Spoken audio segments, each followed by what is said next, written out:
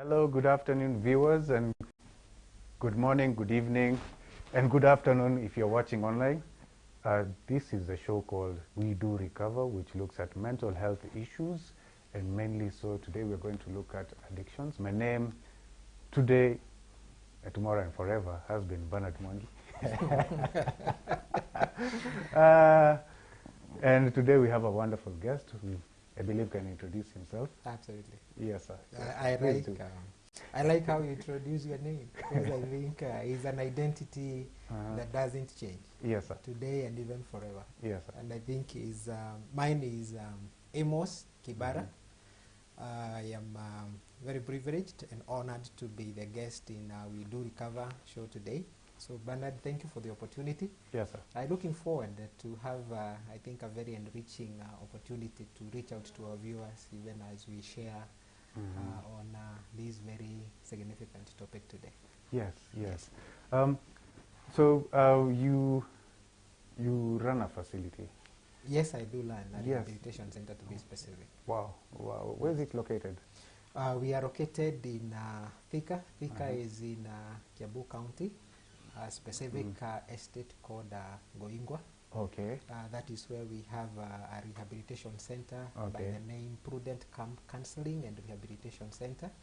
We run an inpatient program for people with issues of mental health and more specific on issues of drug and substance abuse and alcohol, where we do offer a 3-month inpatient program for those people, where we help them understand about themselves, go through the recovery, and then we present them to the society that they can be able to live productive lives. Oh, okay, that's great. That's great. Yes. So, as we were talking earlier, you mentioned that you started around the year 2015. Yes. Yes, yes. So, how's been your journey? It has been quite an experience, and I love it because life is a journey. I always say life is a journey, is a process. And I look at everything that is around this particular place. I look at that camera. For it to get here, for it to do what it is doing, it is as a result of a process. Yes. Look at the flowers behind us, very, very beautiful. They grew somewhere, and then they had taken their place to make this studio as beautiful as it is. I look at your beautiful suit. And once it was a material, and then a tailor came in and made it. And I think that is what has been my journey like. Oh, okay. So there is so much into, before I got there, I was coming from somewhere. To be specifically, actually, I've been in the field of drug and substance abuse since the year 2005. Oh, okay. That's when I was doing my internship, when I was doing my bachelor's degree. I did my internship in a rehab center, and I got actually a part-time job in a rehab center. Okay. And then from there, I think I fell in love with what I saw, the process of people going through rehabilitation, looking at somebody who comes in and the family is devastated, looking, and they are not sure of what will happen, and then bit by bit of process of helping this person to go through recovery. And I fell in love with it, seeing a transformation. Seeing is like, it's like the story of we read about in the Bible that this man was dead, but he is now alive. It's like looking at such a transformation, and you say it's like kumbe, that these dry bones can come back to life. So that has been the process, and in the year 2015 is where Prudent Camp Counseling and Rehabilitation was birthed. Yes. It was actually birthed as a desire to have a platform for outreach, because I realized that having been working in the rehabilitation, you are working with people who are already so much infected by the issue of addiction. And we started off and decided is like, how about we do more of preventive counseling and interventions, where we were going to schools to educate the young people on issues of the process of addiction. We go to churches, we go to institutions, we are engaging employees in their respective places of work, promoting issues of the need for mental health. And we proceeded on from 2015, 16, 17. Then around the year 2018, my wife and I, we started to think about, there are so many people who are reaching out to us and saying, this one is already infected. And that is where actually in the year 2019, we opened Prudent Camp Counseling and Rehabilitation Center, where we are now able to do the outreach, and we are also doing the inpatient. Okay. And I think so far we thank God for what we have been able to do through this facility. We thank God for using this, what we have been able to put up. God has used it for His own glory to have lives restored, and I think for that we are humbled. Okay, okay. So, which degree were you doing? I was doing I did counseling psychology and we call it health assistance. I did my degree in the US.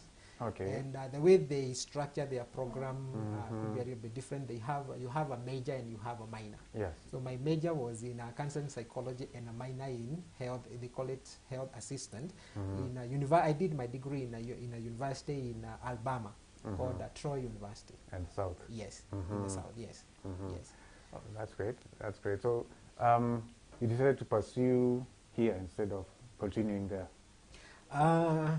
Well, there is a whole lot of other stories, which I think, I don't know if we have time, because it's a long story. I decided, as an individual, there are things that you value, there are things that you feel. These ones, they mean a lot to me. Okay. I went to the US in the year 2003, having engaged my wife, Charity. By then she was my spouse. So I engaged her and I promised her, I'm going to the US, I'm going for studies, and I'm coming back to marry you.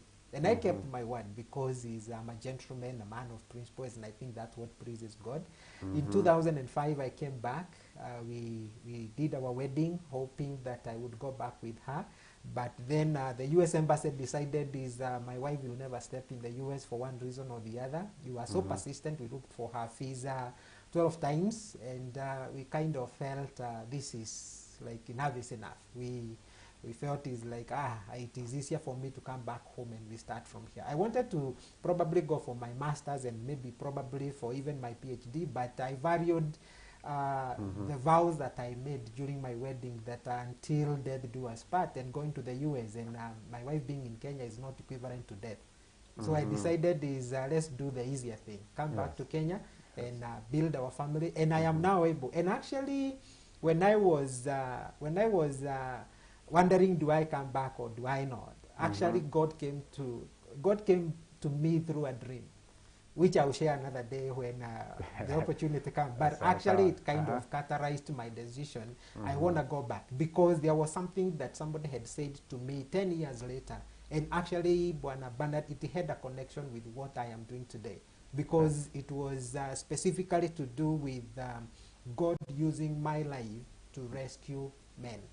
So when I look at with what I'm doing and what my wife is doing alongside with me, actually I am fulfilling something that I feel somebody spoke about it prophetically in the year 1999 when I was in college, and he said, it's like, Amos, God is calling you to the issue. I didn't understand what it means, but now in the year 2021, I have a clue that what I am doing, reaching out to people who are lost in issues of drug and substance abuse, is probably closer to what God ordained. And I have my mind and my wife, we always pray about it and telling God, God, may you help us to do that what you had in mind, and not our own things as we would perceive. Maybe this is what God wanted us to do. Yes. Yes. Yes. Wow. Wow. That's powerful. That's a powerful statement. So, so you kept your vow as a gentleman. Yes. Started work, but your education, you could have landed anywhere. Why did you choose a rehab?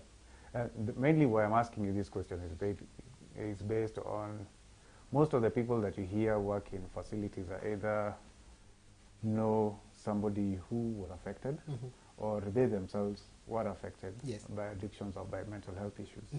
So, other than, what was the motivation for you getting into this field? One, I think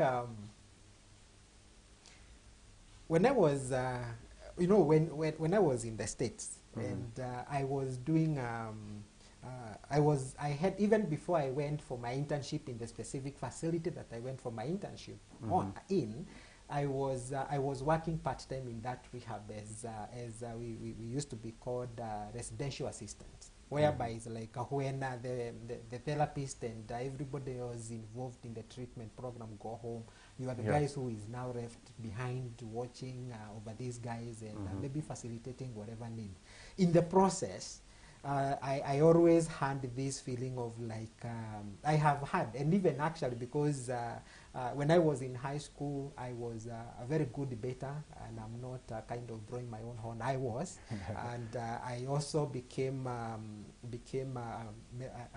member of the Christian Union. I was ministering during the Christian Union, and I knew that within me I have the substance. There is a capacity within me to reach out, and you would hear somebody say, is like, I think that was very good, that was very encouraging. So in the process, I realized that when I was working at this particular facility, the people I was working with, the clients who are in this particular facility, they would come around me, because they, of course, I think they liked my accent, and they are always like, oh man, we want to hear you talk, man, you talk so nice, you know. And in the process, for me, I am strategic. I'm you're not very just fresh from the States, so yes, the accent definitely is very strong. Yes, very strong. I am strategic. I'm not just talking to entertain them, but I am talking with a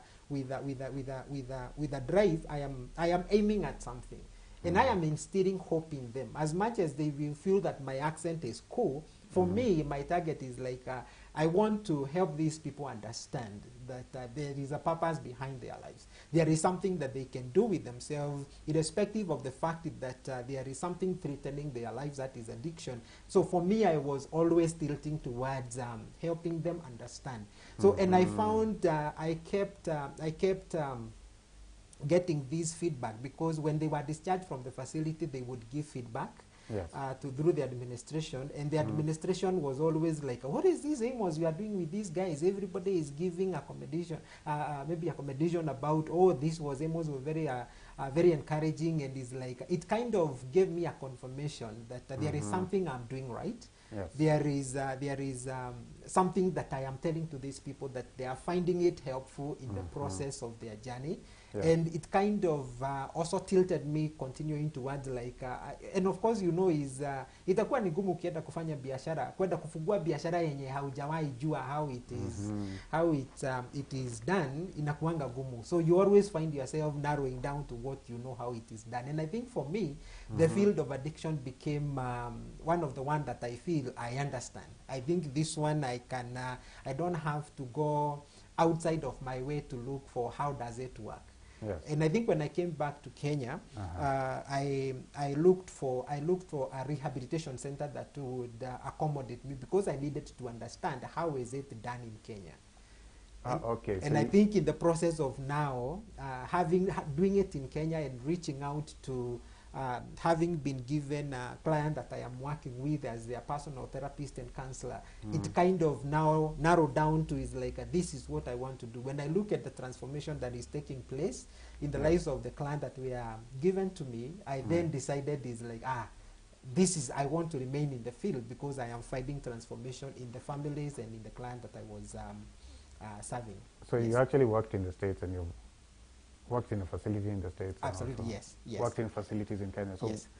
What would you say are the disparities at that particular time? Because that should have been before the year 2005. What are the disparities between Kenya and the States in terms of service delivery, structure of programs, etc., etc.? I think one of, I like it more the Kenyan way. Okay. Because I looked at it, because like the facility I was working in, you will have you'll have alcoholics, you'll have hard drug addicts, and the program was running for 28 days. Within 4 weeks, whether you came in with all manner of issues and challenges, within the 28 days you leave. And looking at it in Kenya, because most of the programs that are run in Kenya, they are done for a period of 3 months. Within a period of 3 months, I find it more sufficient to help an individual who has come in with a challenge of addiction. If somebody has probably done drugs for, let's say, 20 years, yes, and then you are given 28 days to help this individual, and somebody else is given 90 days to help the same individual, I want to believe the person who is given 90 days to work with this individual will have helped this particular individual understand more about himself. And of course, with issues of shame and guilt and regret, maybe you'll have more time to deal with that. Then there is the issues of the amends, or maybe the issue of things that this person has done to other people that you need to call them, maybe the family and the immediate people around this particular individual, so that you can sort out, because we usually say that addiction is a family disease. And if it's a family disease, 28 days is a very short duration for me to have dealt with the primary victim, that is the client, and the immediate family member. So at the age, at the end of the 28 days, you realize is like the family members, they are wondering is like this guy, he sold off the TV, he sold off the car, he did all these things, and then within 20 years he's back with us. They have not healed. And at the same time, this person have not yet kind of captured. I usually give these, maybe analogy of, let's say for example, if you walk through glass, kwa nyasi, if you just pass through particular path for one time, yes, it is very impossible for you to make foot marks or a footpath through the glass if you just pass it on it through once. But if you pass on it again and again, back and forth, yes, and you do it maybe twice, thrice, maybe 5 times in a day, after 1 week, definitely somebody will come in and say, kuna mtu anapitanga hapa kila siku, because it's like there will be a mark of somebody walking on that grass for that particular duration of time. In the same way, when somebody has been maybe out there and doesn't know any other way to live life than doing drugs, when this person comes back to come into the facility, I want to believe this person, in the way that their brain is wired, they need to be wired differently, and there is no better way to wire the mind of an addict by the only way I know so far is by repeating this message again and again and again and again. And when you have 28 days and somebody else have 90 days to repeat the same message, kufanya hiyo kajia itakuwa rahisi kwa yule mwenye akona 90, and it will be more permanent compared to somebody who have 28 days. But everything else, the issue of the using a psychiatric services, using qualified counselors and psychologists, I think the way they do it on the other side, the way we do it here, and I think having worked in several rehabs in Kenya, I think nataka kupigia Wakenya makofi. Those of us who are in the industry, I think we are doing it better compared to the state. Because state tunakuwa ni ile ustarabu mwingi, kisungu mingi, you know, you look at it. But I think here I have seen how we kind of journey. You know, you handle the personal therapy, you journey with this person, you are helping this person to write their inventory, you are calling the family and you sit for like even 3-4 hours, helping the family to accommodate this person. In the state, they didn't have all that time. They don't have that. They come in within 30 minutes, we are done, you know, and maybe I think also maybe the issue of life being so fast on the other end, it could be denying them the opportunity. And of course, our families, you know, the way we are more closely knitted, such that when wakati unaumia and you are my brother, hata mimi naumia, and I think I want to come and check on how is Benard doing. While on the other hand, ukifikia miaka 18, you are on your own, whatever happens to you, you so realize. If you leave home, jipange. Most of the time, the guys on the other side, they don't come to the rehab through a family intervention. They will come to the rehab through more of like a court intervention. And probably this person is already in trouble. So he's like come to the rehab because he's like, other than going to jail, the court kind of sentenced this person, you go for rehabilitation. So the social services there are stronger than here, but the family unit here is stronger than on the other side. So it's a balance. Which I think the family one works better because at the end of the day, this person will feel like apana. When I am closer to my mother, I'm closer to my father, my brother come and check on me, my wife checking on me and all that. I think it kind of let this person feel, actually, I am valued, I am important, I'm significant. Hiyo kitu inakujenga hata wewe mwenyewe is when I go home and my mother is asking me how are you doing is better off than when a police officer mwenye alikuwa amenishika nikiwa in trouble and the probation officer ananiambia nataka kukuona mara moja kwa wiki. I think I would wanna be like hanging out with my mother more or with my wife more than I am looking forward to attend maybe an appointment with a probation officer. So So, oh, that's quite an interesting conversation that we're having today. So there you have it, folks. You do not need to send your people outside Kenya to have quality services. Now, so if we have, so the gap that we have in Kenya is mainly on the trained staff, or people wanting to work in rehab centers. So, which is the way forward that you see for facilities so that we can improve our services? I think one is one of the things is that we should not take anything for granted. You know, because is complacency inakuaga hiyo ndio shida kubwa sana, whereby is like unafika mahali and you feel is like I have got it all together. And we kind of fail to do maybe the continuous kind of research on the issues to do with addiction and all that. And I think the other challenge, because most of the things that maybe would be pulling us back is the issue of maybe feeling like when we don't understand, because maybe as far as maybe the rehabs are concerned, we could be doing it right. But if the community and the society maybe doesn't perceive the issue of addiction from the same point of view that maybe we, the professionals in the field, does, then there is a discrepancy in terms of this is what I think should be done. But then the family or the society or the members of the community who are in organized groups like churches or like groups, if they are seeing it differently, they will maybe give you 5 minutes maybe in a church service to talk about addiction, and they will have maybe another duration of that minute maybe for singing, because maybe they feel is like hiyo maneno unatuambia hiyo ni ya wale watu wamekataa Mungu, na wakikataa Mungu they are, you know, that kind of a thing. So I think I would more emphasize on there should be a need for the community, the society to look at the issues of addiction differently and not to victimize maybe the families, because there is also a lot of stigma that is attached to families of people who have addiction, the disease of addiction. Yes. So they are looking at it. I had one client, if I would maybe look at this one now. I had this client, I think it was in the year 2016. He happened to have been high on whichever drug of choice he was high on. And the mother was a woman leader in the church. So mama yake being the chairperson, ako hapa anaongelesha wa mama, and then guess who stormed through the back door of the church na anashika panga. A new story. So you, of course, kwa ile mkutano, at the end of the day, whatever was the emphasis from that meeting, uliona kijana ya mwenyekiti wetu alikuja kanisa.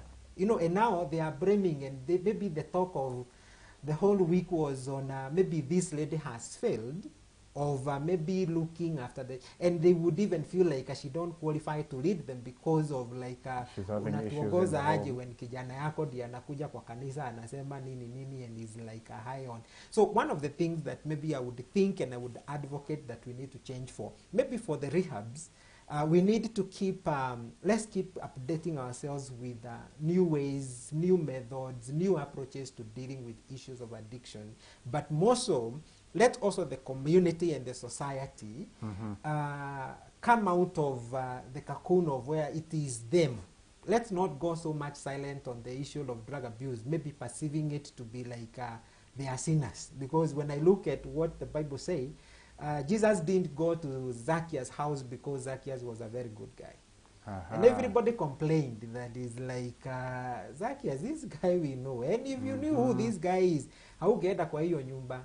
But Jesus anasema is like hapana, wenye si wagonjwa hawahitaji daktari. So Jesus, the way he was looking at it is like, wenye si wagonjwa hawahitaji daktari. Na mimi juu ni daktari, nimekuja kwa wenye ni wagonjwa. So I think the approach of the community, the society, the church, the religious groups, and even in the institutions, we also need, even as even in our education system, let's have an opportunity that we can reach out and sit down with these young people and let's tell them what life is all about. Because if we have so many geniuses with A's, But then it's like down the road when they join the university, they cannot withstand the pressure because of issues of drug and substance abuse. Then we end up losing them again, Yes. as much as they were very promising members of the community, maybe in the near future. So there is more that is required than maybe just the performance. They also need a little bit of life skills to help them know Yes. that we might not be able to change the world to eradicate drugs, that they don't have to use them. But if we equip them so that they know there is something that I live for, that I cannot give a tap for drugs, that is a greater weapon than when we try to do away with any drugs. And this person is like, I don't even understand why I live anyway. Why is that very important? Yes. It is important because when I find a reason, I usually say, and I challenge my clients, when I am talking to them, I tell them that the reason why I don't drink is not that I don't have money. It's only that with my life, I have found a bigger reason that I would want it to characterize my life. Yani, ikitu, I am in love with it. I want it to be fulfilled. I want it to be part of me. I want it to be my legacy. That if I deviated and go into the issues of drinking because other men drink, I will abort this thing. And this is so important for me. So I look at it and say it's like, because when my EuroJ is red, it will not be led in terms of led in terms of niliacha magari ngapi na nilikuwa nimenunua mashamba ngapi na nilikuwa nimefanya nini. Many people who would probably lead their tributes during my burial, they will talk of how did Amos impact my life? How did he change my life? How did he give me hope? And I think that is what I want to be said, maybe during my eulogy and maybe my burial. And therefore, I have dedicated my life towards that, which might be different for you. It could be different for maybe a politician who would want to change the lives of the people in his constituency, in his ward, or in the country. Yeah. Another doctor could feel is like, for me, I don't want to do drugs because I want to do these things, right? Another person is a business. Having that thing that you feel, this is more important than anything else. I also look at my family and say, it's like, I have my wife, I have my son Perez watching me at home, by the way. My daughter is in school, she almost cried saying, oh, sita eda shule, daddy nataka kukuona kwa TV. I take them to be a very, very significant unit for me to build, that when I am gone, I would have a reason to say, is like, I left an impactful son and daughter in the community that can be able to let the community continue being better. So finding that to be a greater reason for, the late Dr. Myers Monroe says is like, when somebody is doing drugs, is because he has not found, he's committing suicide because he has not found something more important to do with his life than doing drugs. When I look at that, if we can be able to equip our young people, our members of the society, the community, and help them understand that there is something they can do with their lives, they will for sure feel, I have no reason to do drugs because this is more important. And that is one of the things that we emphasize when we are taking them through the rehabilitation program, that when you do drugs, this is what you forego, this is what you forfeit.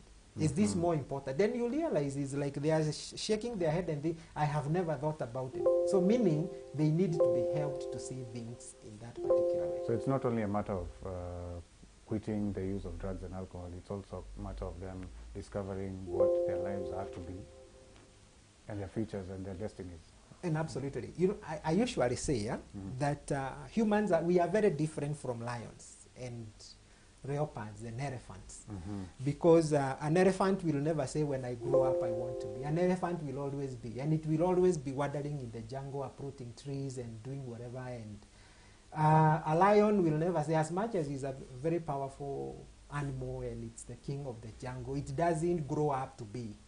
It doesn't make the jungle become better. If anything, is like iko tu hapo, inakula zebra, inarara, inaamkia kesho, inakula zingine, and that is the life of a lion. But for us as humans, we are different from animals, because within us, we can foresee the future and say, I want to make a difference. We have ambitions that animals don't. We have dreams that we would want to accomplish with ourselves. You hear somebody committing themselves to even go to the to the unknown, because it's like they feel there is a burden within them to feel is like this is something I would want to accomplish with my life. So looking at that, I find that to be a sole reason why, because there's so many things that are done. Let's say, for example, when we used to read about the Wright brothers, the guys who were putting together the first airplane. If they wake up today from maybe their graves and they find what the airplane industry has become, they would smile at themselves and say, it's like we introduced a thought to the humanity that has transformed maybe how we travel from one continent to the other. When somebody who thought, or maybe who entertained the thought of like we can get a cell phone, and you think about, if I wanted to reach my mother right now, I can reach her when she is in a place called Ishishe in Kangema, but before then I had to travel there. So somebody who brought that up and decided is like this can be done, that person must be very, very proud, because it's like he changed and made the human life a little bit better. So you look at the person who made this TV that our viewer can be able to watch us. That person must be looking forward and saying is like you look at it in when, and especially during this era of COVID, when COVID hit and we had to do so many things virtually. Yes. Is now we are appreciating technology. Elephants don't care about technology. Lions don't. Monkeys don't. The crocodiles don't. We humans, there must be something that we feel, my life, I dedicated to this. Whether you are a teacher, if you are a counselor or a psychologist like myself, if you are a doctor, you are a politician, that's what you do. It must not be just for self-gain. It must be for like, I want to see how can that other person get help from how I live my life. So, you know. The place of faith. Yes. Earlier I asked you, before I came into the studio, the place of faith in your facility. I'd like you to elaborate on that. Yes. Why do you emphasize on the issues of faith? That's a very good question. Thank you. I knew you would bring it up. And this is the time. Let me start by quoting a scripture that will probably give me the maybe the foundation, for how maybe I answer your question. It is Jesus saying, I think it is the book of John chapter 10, where he said about that the thief comes to steal, to kill and to destroy. But Jesus then says, but I came that you may have life and have it in abundance. Now, the issue of faith, I think it is what Jesus came and capitalized on. And to him, he came and he found people had a lot of money, people had there were government in place, people had careers, people had all those things, and he looked at this one thing that was missing, and he came to now kind of bring it up to the service so that people can also know that is like, I have come that you may have it, you may have life and have it in abundance. Because you can have life, but you don't have it in abundance. We usually talk about the wheel of life. The wheel of life is whereby we are looking at the economic aspect, we are looking at the psychological aspect, we are looking at the social aspect, and we are looking at that wheel with all the aspects that make a human life balance. If the spiritual aspect is not inflated as in the economic or the social, there will always be something that is lacking. It is many people have struggled, and I looked at I think this guy who was the CEO of Apple. I think I read it somewhere that when he was on his deathbed, he said that he was to live life all over again, he would live it differently. And I think one of the elements was that he left out he had left out in his life, maybe as he went about looking for money and fame and all those things, and being an influencer in the society, was the issue of being spiritual. So for us, in our facility, we emphasize the issue of spirituality, not religion. The issue of having an individual having a relationship with God, because we are believers in the fact that there is a place within a human being that cannot be occupied by anything else but God himself. And that comes with through the knowledge that we pass to them, that you are created by God, because that Yes. is what we believe. Even as the directors of Prudent Camp Counseling and Rehabilitation, we believe everybody was created by God. And there is nothing. I look around this studio and there are so many other things that maybe the viewer can't see, but I can see them from where I'm seated. Yeah. And everything is contributing somehow in the functionality of this studio. Yes. And I believe, just as it is written in the book of Jeremiah chapter 1, God speaking to Jeremiah and saying, before you were formed in your mother's womb, I knew you, and I set you apart. I appointed you as a prophet. And I want to believe God can speak the same about me and about you, Benard, and say, before you were formed in your mother's womb, there is something I appointed you for. There's something that God appointed me for. There is a purpose for which I was Absolutely. created for. Absolutely. Therefore, if the person who created me, for me to understand the purpose to which he created me for, I need a relationship with that person. And how I cultivate that relationship is what now we bring into our program, the issue of faith, helping this client who is watching us, who is wondering, and somebody could be listening and saying, is like, do I need God? Yes, you need God, because if he is the one who created you, Yes. then you need him and you need to have a relationship with you. If I wanted Benard to know more about you, I must hang out with you. We have always interacted, but our interaction today is helping you and helping me know each other more. Yes. And it is the same way that we say, when somebody is active in addiction, they usually don't have time to read the Word of God. They will not have time to make a prayer to God. They will not prioritize going to church, because they also feel that nikienda church they will maybe call me a sinner, and they, is like, so when they come to us, we bring the church to them, so that we will have a moment to sing a song. We will have a moment to conduct prayers, and we will commit our lives to God, and we will be addressing God. When I make the prayers at the center, I will always ask God that God help the people who are in this program, open the eyes that they may. I am directing them to the Maker, that the Maker can be able to help them see. Have you ever read the story of a guy who was walking with Prophet Elisha? Yes. And then one day he woke up and they were surrounded, and he went out and he decided, is like, that we are doomed.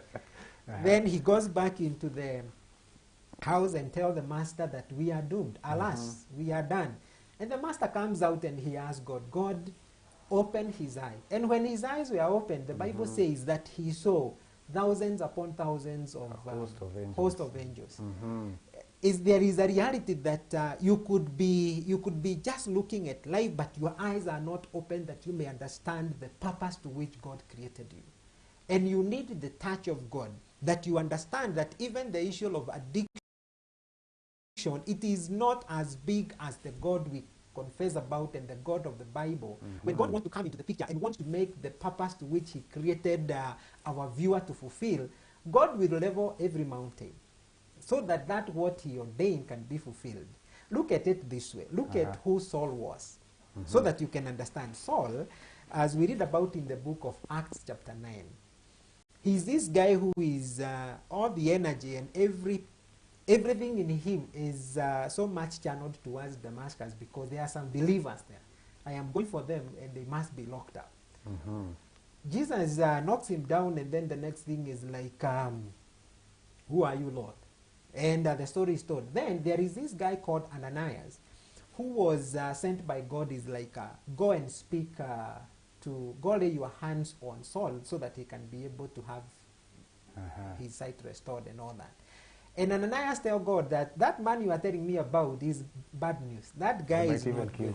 He might even kill me. But then Jesus said about, so I said that man you are talking about, just like maybe the person who is watching, and maybe the family that feels, huyu mtoto ametusubua miaka mingi, huyu bwana yangu amenisubua miaka mingi, ameachiria familia, he doesn't do anything with himself. Is like, Jesus talked about Saul, the guy that everybody knew this guy is not good. He's saying that person is my chosen instrument. But what is covering him and what people know about this person, this guy is a murderer. This guy has been breaking families and devastating people. He was there when Stephen was killed, and he was the one who was holding their clothes. Holding their clothes as they did the exercise of killing. This man, then God says, this is my chosen instrument.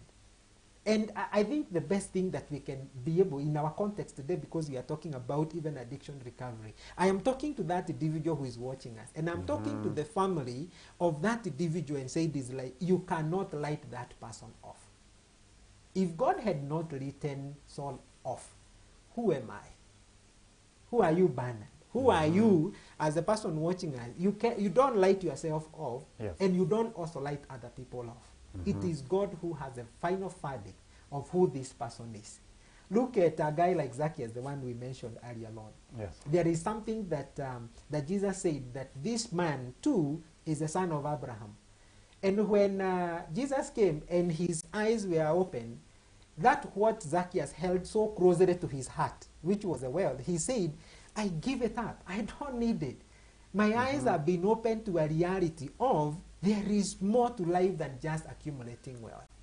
And I think in this case, I want to tell also the person who could be struggling with the issue of addiction that there is more to life than the issue of like you are working to get money that you may buy more drugs, and then within no time, Isaiah, finding you along the way, he would ask you, why spend your money on that what doesn't satisfy? That in Isaiah 55. And he's asking about is like, come to me, you drink for free. That what satisfies. And that what satisfies, I believe, it is the opening of the eyes to the reality of like, there is something that God created you to see, to do, to accomplish. When that becomes a reality within you, yes. then everything else is like, you can throw it away like Zacchaeus did. Because alipeana ile pesa alikuwa anaibia watu. Because it's like he had found something else. And when that family realizes that there is something in this person, they would want to help this individual go through recovery, that his eyes may be opened, that he may start living. He could be the teacher that will transform the lives of the people around him. Could be the doctor, he could be the carpenter, he could be the farmer, he could be whatever this person God ordained him to be. For this person to get that transformation, yes. Is like it could be as a result of what that family decides to do, or whether this individual who is watching and struggling maybe with issues of addiction would say, I think I want to go to my father and say, Dad, I have given up, I want help. No, like what the prodigal son did. Yes. Najua mahali alikuwa si baba yake alimwendea. Yeye mwenyewe akaenda kwa baba yake akamwambia, I think I want to come back home. And I think is there are people who are struggling, and there are people that I have reached out to me and say is like, mimi ningetaka wacha, lakini is like watu wetu, they are not convinced. There are others who are relapses. They have been given an opportunity again and again, and the family feels is like, we have spent so much money on you, and they feel like I might not be able to go back and maybe ask my family to support me again. And I want to tell that family that that person is worthy investing in him again. You never know when is the last time. If you ask, why did Prophet Elisha tell Naaman to go and dip himself 7 times? Why 7? Why not 3? Why not 15? Why not 15? He was specific to 7. I don't know. And we don't know, even as maybe the person who is watching us. You never know. If you have this, maybe this person been to the rehab twice or thrice, it could be the 4th time that you make this person have breakthrough. It could be the 50th time. We never give up on them, because within them there is a purpose of God that they carry. That's why I think I have answered with so many questions, because it is so passionate. It is really within me that when that purpose of God, ikisha mtu akifunguka macho aone ndio hii, I think is like the issue of quitting addiction now becomes even easier. So where do we mix it up in terms of religion and religion and faith? Where do we make the big mistake as Kenyans? Religion will categorize us. That I am a Catholic, and I am a Protestant, and I am all that. Now, where we go wrong is in the mentality of like, me, I am holy than you. Not understanding that were it not by the grace of God, I would be worse than you are. Sometimes religion tells us, or religion will make us point a finger and say that is like, hawa watu walikataa Mungu ndio maana, na tunasahau ya kwamba is like, it is not that we were wise or smart. I look at my life and I say is like, if it were not for the works of God in my life, I would even be in committee as a criminal. It's only by the mercies of God I am the person I am. So when I find myself pointing a finger and saying is like, kwa sababu mlikata, I am religious. But the issue of spirituality is whereby something keeps me humble to know that what I am, it's by the grace of God. It makes me say is like, even huyo mwenye ninapata amelala kwa mtaro, na huyo mwingine mwenye is like, he looks so devastated, he just needs to have the mercies of God. And I could be the instrument that will reach out to that individual, that I may reveal to him the mercies of God. And that is what Jesus was always doing. Everywhere he goes, he wants to hang out with the guys that we are rejected by community and the society. Yeah. Hence, the reason why he said is like, nyinyi, if you perceive yourself, nyinyi muko healthy, you don't need a doctor. Hawa wenye wanahitaji. And I want to really assure that that person who is watching us and maybe wondering, do we recover? Yes, we do, because there is a God who also wants you to recover. Dr. Myers Monroe says, this TV, it has a name, LG. Do you know, as much as LG doesn't know you and doesn't know me, they want this machine to work for their namesake. Because their name is in trouble if it doesn't work. And because you and I, we are the works of God, God's name is in trouble when we doesn't work. And we don't work. When our life doesn't become what you ordained it to be, then it's like people can talk about, can speak negatively about God because they might think their God doesn't. And I believe that each and every one of us, God's name is on the table. And God wants to make sure that it works for us, because that one brings him honor and glory. So and I think I look at it and I say, when we look at it, not necessarily at ukiacha ukuja kwa kanisa yetu. Hiyo ya kanisa yetu na nini, we lead people to God, not to ourselves, not to our pastors, not to our bishop, but leading people to God. I think that is the most critical and most important thing. Wow. Yes. Yeah, we've really covered quite a lot today, and it's nearly 1 hour is nearly gone. Can't imagine less than 10 minutes.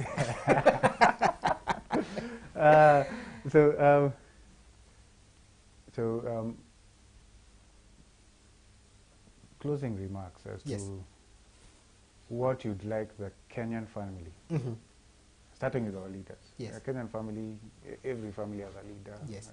So starting with our leaders, today they had their prayer breakfast. So what would you like to tell them while you're also speaking to the rest of us, members of the Kenyan family?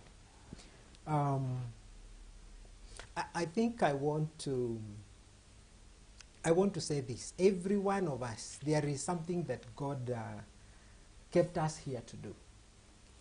And there is a parable that Jesus gave, and he said that a certain master was going on a journey, and he called his servant and gave one 5 talents, another one 2, and another one was given 1, according to their abilities. You have asked me to speak to the Kenyan family, and as well as the other sub-families, could be a county family and a constituency, until we come to even the individual person. And I think one of the things that I want to put across is that there is something that God has ordained for each and every one of us, and some of us could be endowed with more than others in terms of responsibility. Let's say, for example, our president is in charge of this country, and I am not. So if God comes checking on, there is no way he will ask me about Turkana County, because he has not entrusted that to me to be the person in charge. But when it comes to my personal family, each and every one of us now, we must look at ourselves and say, it's like somebody is in charge of this country as a president, somebody is in charge of a certain constituency, and there is the responsibility that comes with that responsibility of I am the leader of the judiciary, I am the leader of this. And I think it ought to be that each and every one of us feels that I owe it to God who has given me that responsibility to be in charge of the country, to be in charge of the company, to be in charge of whichever organization, and knowing that the master in the Bible came back one day and he called his servant and he said, "Is like, you come back. I want you to account." And I think that should be the thing that sobers each and every one of us as a family, individual, as a leader in whichever capacity, as a church leader. You must know that whatever it is that is entrusted to you, it is going to have a master coming back and calling you to the table that you may account. And one of the most important things is to have that holy fear within us that makes us that when the master appears, I will carry my files with a roar of pride and saying, "Yes, master.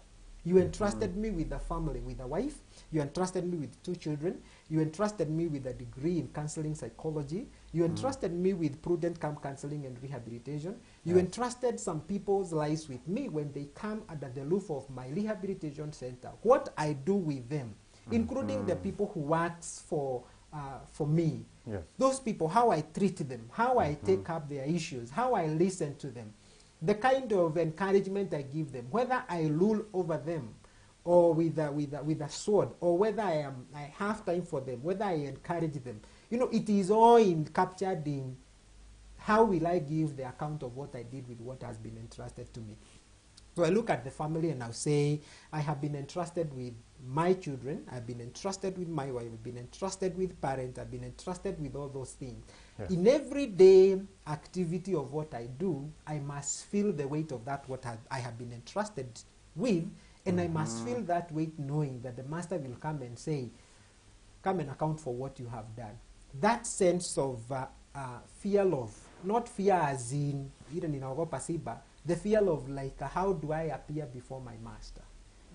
You know, I think I would want, and that is the thing that would make God happy. Because when these fellows, they came and they account, Jesus said it is like the one who had 5 was told, "Well done, good and faithful servant." The one who had 2, the same words, word for word, "Well done, good and faithful servant." It could be the president.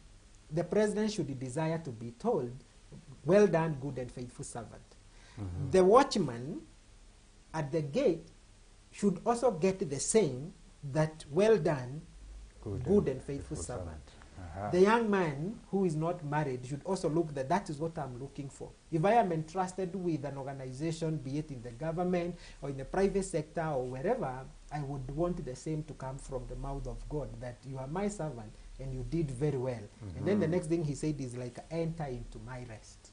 You know, and I think every one of us, that is not religion. That's what spirituality ought to give us. That sense of like, wherever you are, just know that there is a God you belong to and you must live to account to him. Awesome. Yes. Awesome. So, the closing minutes. Yes. Tell us about Prudent Camp. Where you are, how can our viewers reach you? Yes. Anything about your facility that you'd like us to know. Okay. Thank you for the opportunity. Prudent Camp Counseling, we say, is a values-based counseling and rehabilitation center. Like I said earlier on, there is, as a person in charge of the facility, I'm the director. It's something that is close to my heart to work and especially when I am working with people who are threatened. Actually, it is in our motto to say that we exist to rescue. In other words, it's like we are getting these people from the danger of alcoholism, addiction, abuse, those negative experiences they might have gone through. We bring them closer. Yes. We rescue them. We empower them, and we, helping them to know that they count, they are important, and then we put them out back into the society that they may fulfill their divine purpose. So for us, we work on empowering. So when we are looking at an addict, we are not looking at this person as just coming in and helping him to go through the recovery and then go just out there and make a lot of money. We are asking him is, as you go out, have a bell ringing in your head that I have a divine purpose which I must fulfill, which I think Paul was saying, I have run the race and I have fought the good fight. Yes. And it awaits me a crown. So that is what we are looking at. So Prudent Camp, we speak about God, we speak about the 12 steps with all the professionalism. We will teach about life skills. We will do the family and family therapy, because we want the family and their loved one who comes to us to understand the journey of recovery and all that. We take time in personal therapy to talk to our client, that they may be able to understand what exactly it is that they need to do with themselves. We are located in Thika, where we admit these people. We do a 3-month program.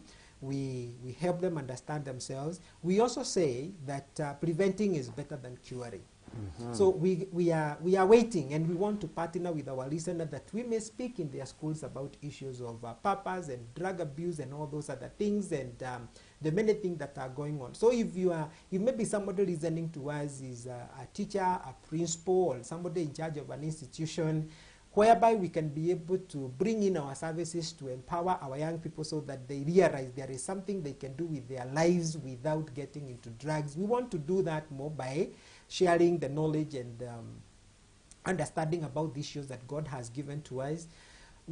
Our specific location is in Goigwa, in Thika. You can reach us on telephone number 0700 345 403. Again, 0700 345 403. You can reach us on our website. We are on www.prudentcamprehab.org. prudentcamprehab.org. We'll be more than happy. Mm-hmm. Be more than happy to listen to you. If you have any questions regarding the issues of addiction process, what happens, what is done, whether you have tried it elsewhere and things didn't work, like Naaman 7 times, you might be almost there. So I think we are looking forward that we can interact with our listeners and see how we can be able to help, maybe in whichever circumstance or situation they could be in. Okay, yes. Okay. Yes.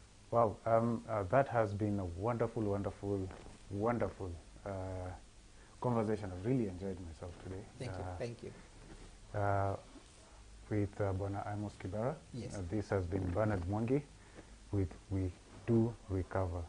See you next week with another guest talking about a different topic. Be blessed. Have a wonderful day, wherever you are. Shalom.